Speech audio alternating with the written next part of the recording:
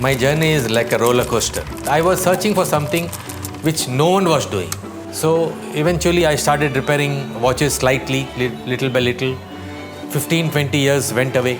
Somewhere in 1989, there was an advertisement in the paper from Omega Watch Company that they are looking for a service center in Bangalore.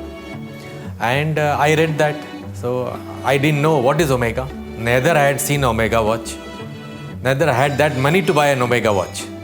So finally, I just took a white paper and handwritten. I wrote a letter to Switzerland. I didn't know that I should type also, asking them that I am interested for a service center. After about 2 months, 2 Swiss guys from Omega walk into my small store in Majestic, and they said, we are from Omega and we want to see your service center.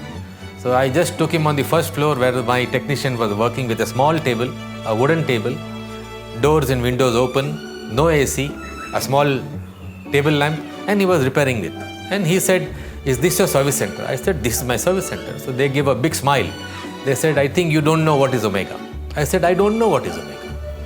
I know it's a watch brand and I'm interested to work as a service center. He said, this is not what we want. We want an air-conditioned, up-to-date, Swiss-style service center. I said, I have no idea about it.